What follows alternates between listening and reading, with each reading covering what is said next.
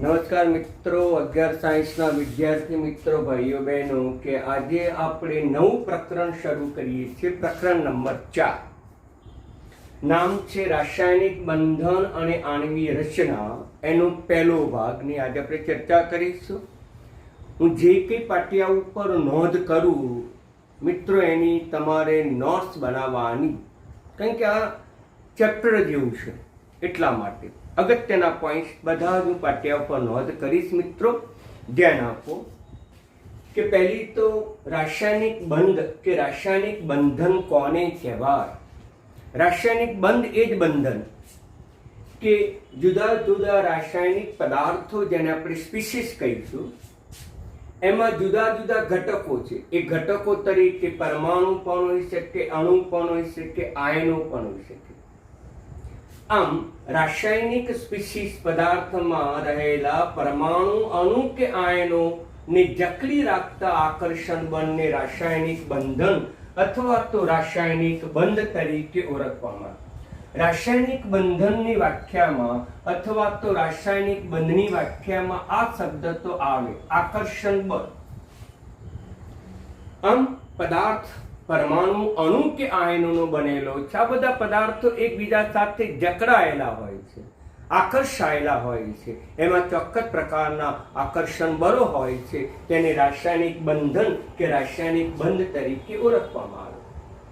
તો એના પ્રકાર કેટલા? તો મુખ્ય મિત્રો 4 પ્રકાર છે, 5 પ્રકાર છે. એક આયનિક બંધ, જે તમે ધોરણ 10 સુધી ક્યાંક શીખી ગયા છો. ઇલેક્ટ્રોનની આપલે દ્વારા રચાતા બંધને આપણે આયનિક બંધ કહેવામાં. બીજું સહસંયોજક બંધ, તો કે ઇલેક્ટ્રોનની ભાગીદારીથી રચાતા બંધને સહસંયોજક બંધ તરીકે ઓળખવામાં. મિત્રો ત્યાર પછીના 3 છે હાઇડ્રોજન બંધ, ધાતુમાં જોવા મળતા ધાત્વીય બંધ, અને આ ઉપરાંત અવકાશમાં રહેલા ભિન્ન પદાર્થો વચ્ચેના આકર્ષણ બળો, જે એના ગુણધર્મો, ભૌતિક ગુણધર્મો પણ બદલી નાખે, તો એવા આકર્ષણ બળને, જેને આપણે વાન ડર વાલ્સ આકર્ષણ બળ તરીકે ઓળખવામાં આવે છે. મિત્રો આ 5 પ્રકારના રાસાયણિક બંધો બહુ જ અગત્યના છે. આ 5 પ્રકારના રાસાયણિક બંધનો આપણે અભ્યાસ કરવાનો જ છે. આયનિક બંધ એટલે ઇલેક્ટ્રોનની આપલે દ્વારા રચાતા બંધને આયનિક બંધ કહેવાય. જેમ કે તમે ધોરણ 10 માં શીખી ગયા છો NaCl. સહસંયોજક બંધ એટલે કે ઇલેક્ટ્રોનની ભાગીદારી થાય, પણ ઇલેક્ટ્રોનની ભાગીદારીથી રચાતા સહસંયોજક બંધમાં ઘણી બધી થિયરીઓ છે, ઘણા બધા વાદ એટલે જ થિયરી. પહેલું છે સંયોજકતા બંધનમાં, જેને કહીશું વેલેન્સ બોન્ડ થિયરી, જેને ઓળખવામાં જ આવે છે વીબી થિયરી તરીકે જ ઓળખવામાં આવે. પણ એમાં પણ પ્રકાર છે સિગ્મા બંધ, પાય બંધ, જે તમે શીખી ગયા છો અથવા તો તમને ખ્યાલ છે. એમાં શુદ્ધ સહસંયોજક પણ બંધ હોય અને પાછો ધ્રુવીય બંધ પણ હોય. આમ સહસંયોજક બંધ એ બહુ વિસ્તૃત ચર્ચા છે, આપણે એની પાછળથી ચર્ચા કરીશું. હાઇડ્રોજન બંધ, ધાત્વી બંધ અને વાન ડર વાલ્સ બંધ. આમ પહેલો પ્રશ્ન અગત્યનો છે કે રાસાયણિક બંધન કોને કહેવાય, વ્યાખ્યા આપો અને તેના પ્રકાર જણાવો. તો રાસાયણિક બંધ માટે સૌથી પહેલા કેચોલ નામના વૈજ્ઞાનિકે અભિગમ આપ્યો. અભિગમ એટલે એને રજૂઆત કરી, જેને આપણે સિદ્ધાંતો તરીકે પણ મિત્રો આપણે ઓળખીશું. અભિગમ આપ્યો. એને કીધું કે જ્યારે પરમાણુ જોડાય છે રાસાયણિક બંધથી, ત્યારે કાં તો ઇલેક્ટ્રોન ગુમાવે છે, કાં તો ઇલેક્ટ્રોનની ભાગીદારી કરે, કાં તો આયનિક બંધ બનાવે છે ગુમાવીને કે મેળવીને, કાં તો ભાગીદારી કરીને, ત્યારે તેની સ્થાયી જે ઇલેક્ટ્રોન રચના છે એ સ્થાયી ઇલેક્ટ્રોન રચના, અષ્ટક રચના પ્રાપ્ત કરે છે. મેં તમને મિત્રો પહેલા કીધું હતું કે આ રચના, અષ્ટક રચના બરાબર ધ્યાનમાં રાખજો કે સ્થાયી અષ્ટક રચના પ્રાપ્ત થાય છે, જેને રાસાયણિક બંધ માટેનો નિયમ તરીકે કેસોલ-લુઈસનો સંયુક્ત અભિગમ નિયમ તરીકે, પરંતુ આ સિદ્ધાંતને લુઈસ અભિગમ તરીકે ઓળખવામાં આવે. પરંતુ લુઈસ નામના વૈજ્ઞાનિકે રાસાયણિક બંધની રચનામાં વપરાતા ઇલેક્ટ્રોનને દર્શાવ્યા, કે જેને આપણે લુઈસ સંજ્ઞાઓ તરીકે ઓળખવામાં આવે છે. મિત્રો એને આપણે લુઈસ સંજ્ઞા તરીકે આપણે ઓળખીશું. એટલે લુઈસ સિદ્ધાંત એટલે શું કે પરમાણુ જ્યારે રાસાયણિક બંધ બનાવે છે ત્યારે ઇલેક્ટ્રોનની આપલે કરે, ગુમાવે મેળવે, અથવા તો ઇલેક્ટ્રોનની ભાગીદારી કરી અષ્ટક રચના પ્રાપ્ત કરે. પણ અષ્ટક રચના પ્રાપ્ત કરતા પહેલા એની કેટલા ઇલેક્ટ્રોનની ભાગીદારી કરશે અથવા તો કેટલા ઇલેક્ટ્રોનની આપલે કરશે એની જાણકારી પ્રાપ્ત હોવી જોઈએ. એટલે લુઈસે એને સંજ્ઞા તરીકે આપવામાં આવી. એટલે લુઈસ સંજ્ઞાઓ ધ્યાન આપો. લુઈસ સંજ્ઞા. લુઈસ સંજ્ઞા શું છે કે પરમાણુની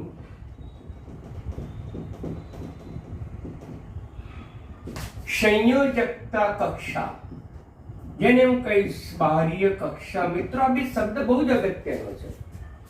સંયોજકતા કક્ષા અથવા બાહ્ય કક્ષામાં રહેલા ઇલેક્ટ્રોનને સંજ્ઞા વડે દર્શાવ્યા. કારણ શા માટે અગત્યનું છે? રાસાયણિક બંધ માટે માત્ર બાહ્ય કક્ષાના જ ઇલેક્ટ્રોન જવાબદાર છે, અથવા તો એ ઇલેક્ટ્રોન પ્રક્રિયામાં ભાગ ભજવે છે. આપ બરાબર સમજી લો. રાસાયણિક પ્રક્રિયા થાય કે રાસાયણિક બંધ બને ત્યારે કયા ઇલેક્ટ્રોન ભાગ ભજવે, તો કહી દેવાનું બાહ્ય કક્ષાના ઇલેક્ટ્રોન અથવા સંયોજકતા ઇલેક્ટ્રોન જ ભાગ ભજવે. તો પછી બાહ્ય કક્ષાના ઇલેક્ટ્રોન કે સંયોજકતા ઇલેક્ટ્રોન નક્કી કરવા હોય તો ઇલેક્ટ્રોન રચના ખબર હોવી જોઈએ. મિત્રો, ઇલેક્ટ્રોન રચના તમને ખબર હોવી જોઈએ. હવે પરમાણુની સંયોજકતા કક્ષામાં કે બાહ્ય કક્ષામાં રહેલા ઇલેક્ટ્રોનને સંજ્ઞા વડે દર્શાવ્યા. મિત્રો, મેં પહેલા કીધું છે કે ઇલેક્ટ્રોન કે કક્ષક નરી આંખે દેખી શકાતો નથી, માટે એ ઇલેક્ટ્રોનને સંજ્ઞા રૂપી દર્શાવવામાં આવે અને એ ઇલેક્ટ્રોનને ડોટ વડે દર્શાવે છે, અથવા તો બીજી પરિભાષામાં ક્યારેક ક્રોસ વડે પણ દર્શાવવામાં આવે. હવે પછીના તત્વની આસપાસ ડોટ કે ક્રોસ લખેલા હોય તો સમજી લેવાનું એ બાહ્ય કક્ષાના ઇલેક્ટ્રોન સૂચવે છે. તો બરાબર ધ્યાન આપો.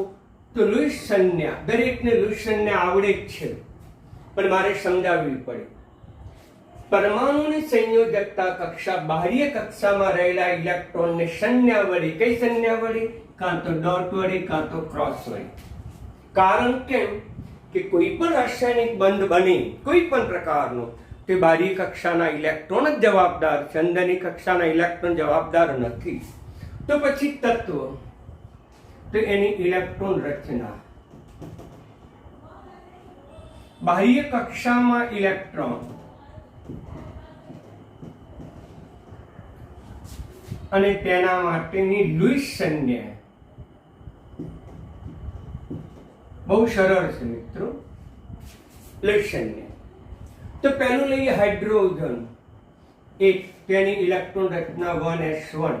બાહ્ય કક્ષા એક જ છે, મુખ્ય ક્વોન્ટમ અંક એક જ છે, તો બાહ્ય કક્ષામાં એક જ ઇલેક્ટ્રોન છે. તેની લુઈસ સંજ્ઞા વડે આમ ડોટ કરવામાં આવે. એ તત્વની સંજ્ઞા લખવાની, એની આસપાસ બાહ્ય કક્ષામાં રહેલા ઇલેક્ટ્રોન લખવાના. આ જે છે એ હાઇડ્રોજનની લુઈસ રચના છે.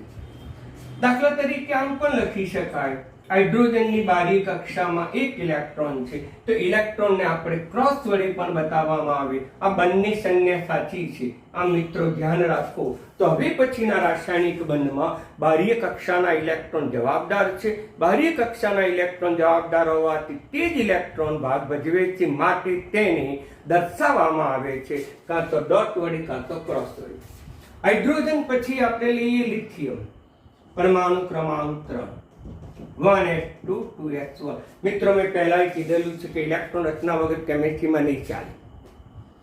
કેમિસ્ટ્રી જો વ્યવસ્થિત તૈયાર કરવું હોય તો ઇલેક્ટ્રોન રચના તૈયાર કરવી પડે. અને રોજ તમે ઇલેક્ટ્રોન રચના વાંચી જાઓ, તે સુધીના તત્વોની ઇલેક્ટ્રોન રચના રોજ લખો, આરામથી તમને યાદ રહે. કઈ રીતે યાદ રાખે? કઈ રીતે કક્ષકોમાં ઇલેક્ટ્રોન ભરાય, મેં તમને સંપૂર્ણ સમજૂતી આપેલી જ છે. વારંવાર રિવાઇઝ કર્યું તો મોસ્ટ ઇમ્પોર્ટન્ટ. કદાચ પાઉલીનો સિદ્ધાંત ના આવડે ચાલશે, અવબાઉનો સિદ્ધાંત ના આવડે તો ચાલશે, પરંતુ ઇલેક્ટ્રોન રચનામાં એસમાં 2, પીમાં 6, ડીમાં 10 અને એફમાં 14 અને શક્તિક્રમ એ તો તમારે યાદ રાખવું પડશે ને પડશે. તો એ તો તમારો પાયાના ખ્યાલો છે. અને મિત્રો પહેલાંય કહું છું, સાયન્સમાં ભણવું હોય, એન્જિનિયરિંગ મેડિકલમાં જવું હોય, સાયન્સની કોઈ પણ બ્રાન્ચમાં જવું હોય તો 11 સાયન્સ એનો પાયો છે. પાયો મજબૂત કરી દો. જેટલો પાયો મજબૂત, પછી બિલ્ડિંગ ગમે તેટલું મોટું હશે તો ચિંતા નહીં કરો, ધરતીકંપ આવશે તો બિલ્ડિંગ નહીં હલે, પણ પાયો જ નબળો હોય તો એક પવન આવશે ને તો એ બિલ્ડિંગ પડી જશે. એટલે પાયો મજબૂત કરવા માટે 11 સાયન્સના સિદ્ધાંતો વ્યવસ્થિત મજબૂત તૈયાર કરો, ઇલેક્ટ્રોન રચના તૈયાર કરો. તો બાહ્ય કક્ષા કઈ? તો મુખ્ય ક્વોન્ટમ ગમ 2 છે. આ જે છે બાહ્ય કક્ષા છે. એટલે હવે મિત્રો જે બાહ્ય કક્ષાઓ એની નીચે અંડરલાઈન કરો. આ પ્રસાદ છે. જેટલી જો આ વ્યવસ્થિત પદ્ધતિ તૈયાર કરશો તો તમને કેમિસ્ટ્રી સરળ છે. કેમિસ્ટ્રી જેવું સરળ વિષય સાયન્સમાં કે નથી. તો બાહ્ય કક્ષામાં કેટલા ઇલેક્ટ્રોન? તો કે 1 ઇલેક્ટ્રોન. તો પછીની લુઈસ રચના કઈ? તો લિથિયમની આસપાસ 1 ઇલેક્ટ્રોન. તમે ઇલેક્ટ્રોન અહીંયા બતાવો હોય તો ચાલે, અહીંયા બતાવો તો ચાલે, ઉપર બતાવો તો ચાલે, બાજુ બતાવો તો ચાલે. ટૂંકમાં લિથિયમની સંજ્ઞાની આસપાસ 1 ઇલેક્ટ્રોન માટે 1 ડોટ લખવો પડે. આ થઈ લિથિયમની લુઈસ રચના. હવે આપણે લઈએ બેરિલિયમ, પરમાણુ ક્રમાંક 4. એની ઇલેક્ટ્રોન રચના 1s2 2s2 છે મિત્રો. 4 થઈ ગયા. બાહ્ય કક્ષા બીજી છે. બાહ્ય કક્ષા બીજી. મુખ્ય ક્વોન્ટમ અંક વધુ બીજો બાહ્ય કક્ષા. મુખ્ય ક્વોન્ટમ અંક એટલે કક્ષકની આગળ લખેલો આંકડો, પૂર્ણાંક જ હોય 2, એટલે બાહ્ય કક્ષામાં 2. એટલે પછી આપણે બતાવીશું બેરિલિયમની આસપાસ 2 ઇલેક્ટ્રોન. આની લુઈસ રચના. જેટલી લુઈસ રચના પરફેક્ટ, ઇલેક્ટ્રોન રચના પરફેક્ટ, તો લુઈસ રચના પરફેક્ટ, તો રાસાયણિક બંધોના બધા જ સિદ્ધાંતો તમને આવડશે. પછી બેરિલિયમ, પછી boron, 5 electron, 1s2 2s2 2p1. છેલ્લી કક્ષામાં 5 ઇલેક્ટ્રોન. અરે છેલ્લી કક્ષા કઈ છે? બીજી. બીજીમાં કેટલા ઇલેક્ટ્રોન છે? 2 ને 3. તો 3 ઇલેક્ટ્રોન છે. માટે બેરિલિયમની આસપાસ 2. એ જ રીતે બોરોનની આસપાસ 3 ટપકા કરો. આ એની લુઈસ રચના કહેવાય, જે તમને એમસીક્યુમાં પણ પૂછી શકે કે નીચેના તત્વોની લુઈસ રચના દો, તો આમાંથી ગમે તે પૂછી શકે. હવે આપણે આવશે કાર્બન 6, 1s2 2s2 અને 2p2. મિત્રો બાહ્ય કક્ષામાં કેટલા ઇલેક્ટ્રોન છે? બાહ્ય કક્ષામાં 4 ઇલેક્ટ્રોન છે. માટે કાર્બનની આસપાસ 4 ટપકા કરવા પડે, 4 ડોટ. અને તમને ખબર છે મિત્રો, કાર્બન કેટલા બંધ બનાવે? 4 બંધ. અને 4 બંધ કેમ? કે છેલ્લી કક્ષાના જ ઇલેક્ટ્રોન જવાબદાર છે. છેલ્લી કક્ષામાં 4 ઇલેક્ટ્રોન છે, માટે 4 બંધ બનાવશે. બેરિલિયમ 2 સહસંયોજક બંધ બનાવશે. બોરોન 3 સહસંયોજક બંધ બનાવશે. લિથિયમ 1 સહસંયોજક, જ્યારે હાઇડ્રોજન પણ 1 સહસંયોજક બંધ બનાવશે. આપેલો તત્વ કેટલા સહસંયોજક બંધ બનાવે એ લુઈસ રચનાના આધારે તમે સરળતાથી નક્કી કરી શકો. હવે નાઇટ્રોજન લઈએ 7, 1s2 2s2 2p3. મિત્રો છેલ્લી કક્ષામાં કેટલા ઇલેક્ટ્રોન? બાહ્ય કક્ષા નંબર 2. આ બાહ્ય કક્ષા છે, સંયોજકતા કક્ષા છે. છેલ્લી કક્ષા. પહેલી કક્ષામાં માત્ર 1s છે. બીજી કક્ષા કઈ છે? તો એમાં બીજામાં 2s અને 2p. આ બાહ્ય કક્ષામાં કેટલા ઇલેક્ટ્રોન છે? 5 ઇલેક્ટ્રોન છે. માટે એની લુઈસ રચના આવશે. નાઇટ્રોજનની આસપાસ 5 ઇલેક્ટ્રોન બતાવવા પડે, 5 ડોટ્સ બતાવવા પડે. ઓક્સિજન 8, 1s2 2s2 અને 2p4. છેલ્લી કક્ષામાં કેટલા ઇલેક્ટ્રોન? 6. તો છેલ્લી કક્ષામાં 6 ઇલેક્ટ્રોન. માટે ઓક્સિજનની આસપાસ આપણે 6 ડોટ બતાવવા પડે, જે સૂચવે છે કે ઓક્સિજનની આસપાસ 6 ઇલેક્ટ્રોન છે. તો ઓક્સિજનની આસપાસ આપણી પાસે 6 ઇલેક્ટ્રોન છે. ઉપર લખું, કદાચ તમને ન દેખાય તો. તત્વ ઓક્સિજન. ચલો મિત્રો, ઇલેક્ટ્રોન રચના કઈ આવશે ફરીથી આપણે રિપીટ કરીએ. એની ઇલેક્ટ્રોન રચના કઈ? તો મિત્રો એની ઇલેક્ટ્રોન રચના જે છે એ 1s2 2s2 2p4 પરમાણુ ક્રમાંક 8 છે. બાહ્ય કક્ષા જે છે એની નીચે અંડરલાઈન દોરો 4 અને 2 6. આમ બાહ્ય કક્ષામાં 6 ઇલેક્ટ્રોન છે અને 6 ઇલેક્ટ્રોન છે, તેથી તેની લુઈસ રચના બતાવી હોય તો આ રીતે બતાવી શકાય. ઓક્સિજનની આજુબાજુ 6 ઇલેક્ટ્રોન બતાવાય. જો તમે આ રીતે બતાવો 1 2 3 4 5 તો પણ સાચું. આ બંનેમાંથી ગમે તે એક સાચી.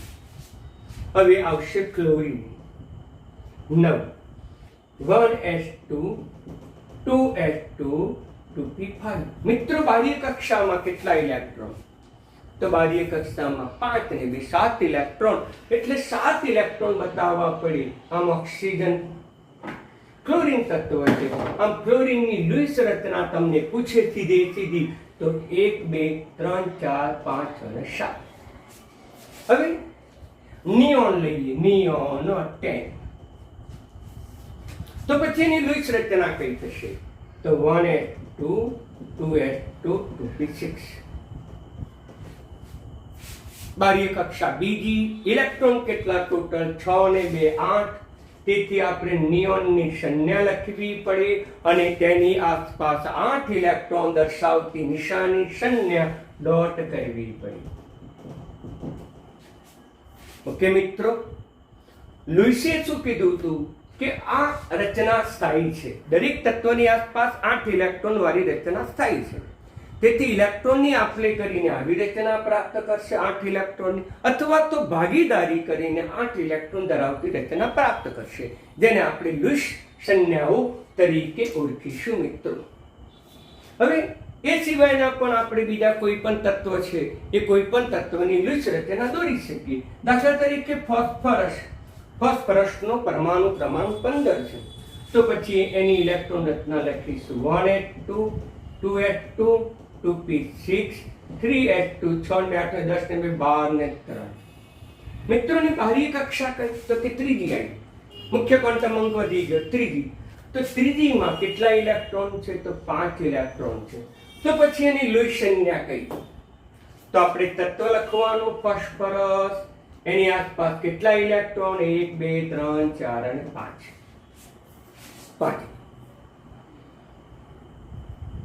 ઓકે મિત્રો, 5. હવે સલ્ફર લઈએ 16. તેની ઇલેક્ટ્રોન રચના 1s2 2s2 2p6 3s2 3p4. તો છેલ્લી કક્ષામાં કેટલા ઇલેક્ટ્રોન? બાહ્ય કક્ષામાં કેટલા ઇલેક્ટ્રોન? તો 4 અને 2 6 ઇલેક્ટ્રોન છે.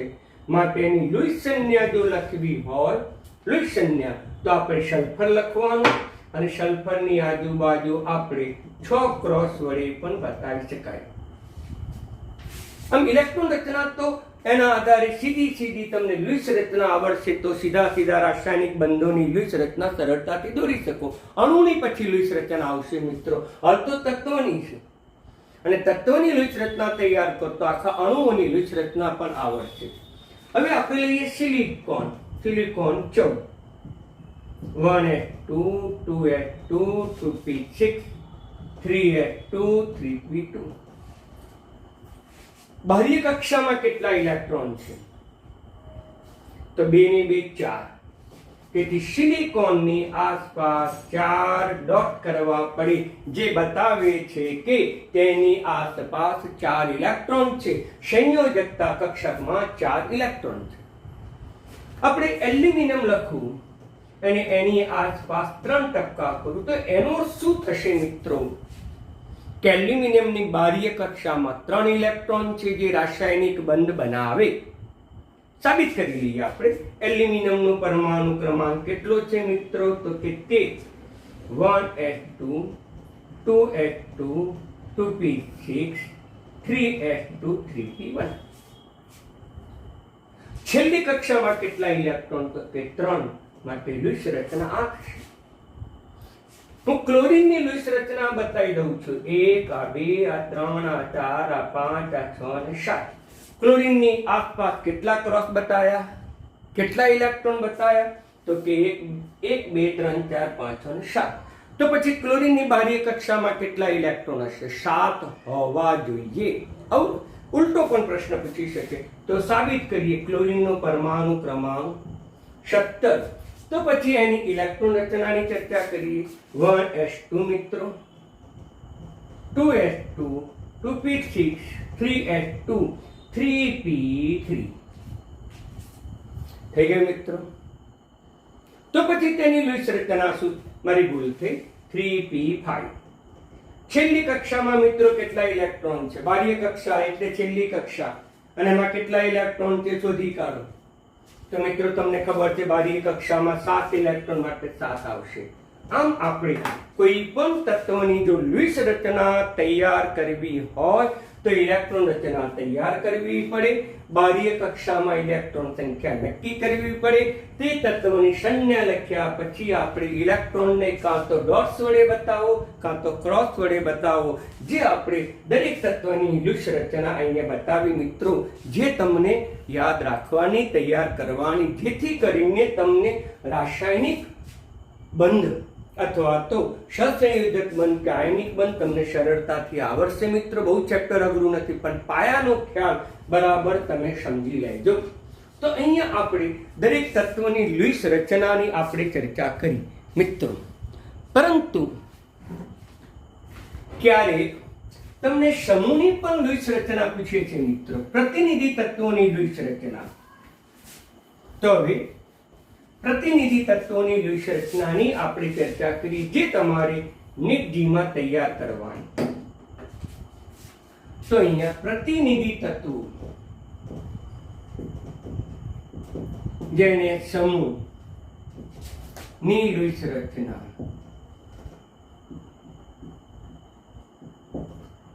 તો પહેલો પ્રશ્ન એ થાય કે પ્રતિનિધિ સમૂહ કોને કહેવાય, પ્રતિનિધિ તત્વો કોને કહેવાય?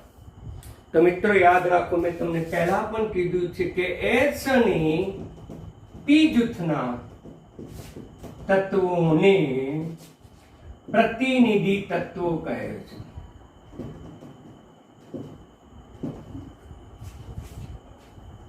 અથવા તેને પ્રતિનિધિ સમૂહ પણ કહેવામાં આવે છે.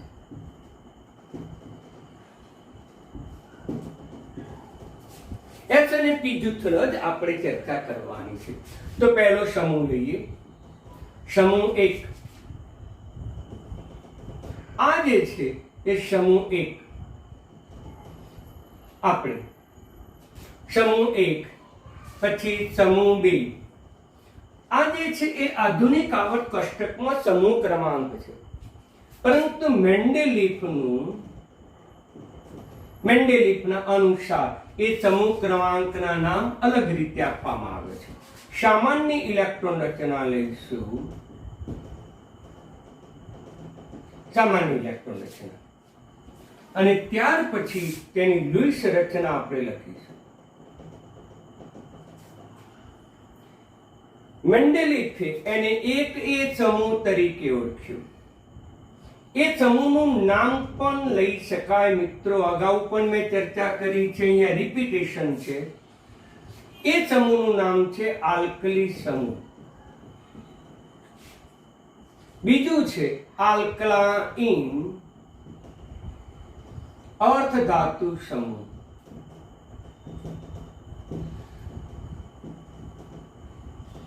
એને આલ્કલાઇન અર્ધધાતુ સમૂહ કહીશું મિત્રો, બરાબર ધ્યાનમાં રાખો. આ આલ્કલી સમૂહ, એનું નામ સાથે આપણે લખીએ છીએ, તમને MCQ માં ગમે તે પૂછી શકે. તો આલ્કલી સમૂહની લૂઈસ રચના કઈ, તો એની સામાન્ય ઇલેક્ટ્રોન રચના બાહ્ય કક્ષામાં એક જ છે. આ સમૂહનો ક્રમાંક એ બાહ્ય કક્ષામાં રહેલા ઇલેક્ટ્રોન સૂચવે, એક જ ઇલેક્ટ્રોન S માં દાખલ. આમ તત્વની સંજ્ઞા આપણે લઈએ M, અને એમની આસપાસ બાહ્ય કક્ષામાં એક જ ઇલેક્ટ્રોન છે, એટલે એક જ ડોટ આપણે બતાવવો પડે મિત્રો. તો આ રીતે આપણે સરળતાથી દરેકની લૂઈસ રચના બતાવી શકીએ. હવે અહીંયા આલ્કલાઇન અર્ધધાતુ બાહ્ય કક્ષામાં 2 ઇલેક્ટ્રોન, યાની કે મેન્ડેલિફનો આવર્ત કોષ્ટકમાં 2a સમૂહ કહેવામાં આવે. એની કેટલા ઇલેક્ટ્રોન? આ સમૂહનો ક્રમાંક એ બાહ્ય કક્ષામાં રહેલા ઇલેક્ટ્રોન સૂચવે છે. બાહ્ય કક્ષામાં 2 ઇલેક્ટ્રોન એટલે ઇલેક્ટ્રોન રચના આવશે NH2. તો પછી એની સંજ્ઞા આપણે ધાતુ કોઈ પણ ધાતુ માટે એમ લઈએ છીએ તો એની આજુબાજુ બાહ્ય કક્ષામાં 2 ઇલેક્ટ્રોન છે એટલે આપણે 2 ડોટ કરવા પડે. ઓકે, હવે લઈએ આપણે 13મો સમૂહ. 13મો સમૂહ મિત્રો, આ 13મા સમૂહને મેન્ડેલિફે 3A સમૂહ તરીકે ઓળખીશું અને જેને બોરોન સમૂહ તરીકે ઓળખવામાં. મિત્રો, બોરોન સમૂહ મેં નામ અહીંયા લખ્યું છે. બાહ્ય કક્ષામાં કેટલા ઇલેક્ટ્રોન? તો મિત્રો, P જૂથમાં મેં તમને પણ કીધું છે અગાઉથી, P જૂથમાં સમૂહ ક્રમાંકમાંથી 10 બાદ કરો એટલે બાહ્ય કક્ષામાં ઇલેક્ટ્રોન દર્શાવે. આ અગત્યનો નિયમ મેં તમને પહેલા કીધો છે. સમૂહ ક્રમાંકમાંથી 10 બાદ કરો, 13માંથી 10 બાદ કરો, બાહ્ય કક્ષામાં 3 ઇલેક્ટ્રોન અને 3 ઇલેક્ટ્રોનની ગોઠવણી NH2NP1. તો પછી આની સંજ્ઞા દાખલા તરીકે આપણે x તરીકે લખ્યા. બધા જ તત્વોને કેટલા છે બાહ્ય કક્ષામાં? તો 3, તો આપણે 3% કરવું. હવે 14મો સમૂહ, 14મો સમૂહ જેનું નામ છે કાર્બન સમૂહ. બાહ્ય કક્ષામાં કેટલા ઇલેક્ટ્રોન? 14 - 10 એટલે 4. મેન્ડેલિફે એને 4A નામ આપેલું. મેન્ડેલિફના આવર્ત કોષ્ટકના જે સમૂહ ક્રમાંક છે બાહ્ય કક્ષામાં ઇલેક્ટ્રોન સૂચવે છે. તો અહીંયા 4, તો 4 ઇલેક્ટ્રોનની ગોઠવણી NH2NP2. તો પછી આની લુઈસ રચના કેટલી?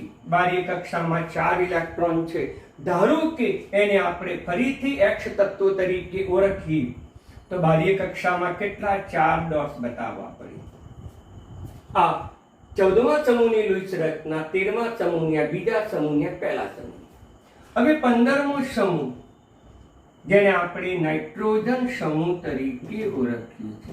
મિત્રોને નાઇટ્રોજન સમૂહ બાહ્ય કક્ષામાં કેટલા ઇલેક્ટ્રોન? 15 - 10 5 એટલે મેન્ડેલિફે એને 5A સમૂહ.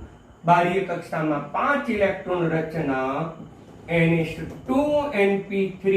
બાહ્ય કક્ષામાં કેટલા ઇલેક્ટ્રોન છે? 5 અને 5 હોવાથી આપણે એ પણ તત્વોની સમૂહના તત્વોની સંજ્ઞા ધારી લઈએ, ફરીથી x લઈએ. શું ફેર પડે? કેટલા ઇલેક્ટ્રોન? 5. 1 2 3 4 5. આમ તમને MCQ માં બરાબર ધ્યાનમાં રાખજો, બહુ સહેલું છે. હવે આપણે લઈએ 16મો સમૂહ. 16મો સમૂહ, 16મો સમૂહ જેને આપણે ઓક્સિજન સમૂહ તરીકે ઓળખીએ, જેનું બીજું પણ નામ છે મિત્રો ખબર હોય તો ચાલ્કોજન, જે તમને મેં અગાઉના પાઠમાં પણ સમજાવ્યું છે. આ બધું રિપીટેશન છે, માત્ર લુઈસ રચના જ નવી છે. બાહ્ય કક્ષામાં કેટલા ઇલેક્ટ્રોન? સમૂહ ક્રમાંકમાંથી 10 બાદ કરો, 6 એટલે મેન્ડેલિફે એને 6A નામ આપી. બાહ્ય કક્ષામાં 6 ઇલેક્ટ્રોન, 4 6 મારી ભૂલ થઈ, 4. ઓકે, કેટલીની લુઈસ રચના બતાવી. આ તત્વોની સંજ્ઞા ધારો કે x 1 2 3 4. આની લુઈસ રચના 5 6. હવે 18મો સમૂહ, સોરી 17મો સમૂહ, અને 17મો સમૂહ જેને આપણે હેલોજન તરીકે ઓળખીએ છીએ. હેલોજન સમૂહ તો એની બાહ્ય કક્ષામાં કેટલા ઇલેક્ટ્રોન? 17 - 10 7 એટલે મેન્ડેલિફે એને 7A સમૂહ. આ 5 ને 2 7, આ 5 ને 1 6, આ 5 બતાવે છે. 5 - 1 4, આ 3 2, તો તમને ખબર જ છે. બાહ્ય કક્ષામાં 7 ઇલેક્ટ્રોન એટલે ઇલેક્ટ્રોન રચના આવશે NH2NP5. તો પછી એની લુઈસ રચના બતાવવા માટે આ સમૂહના દરેક તત્વ માટે x સંજ્ઞા લીધો.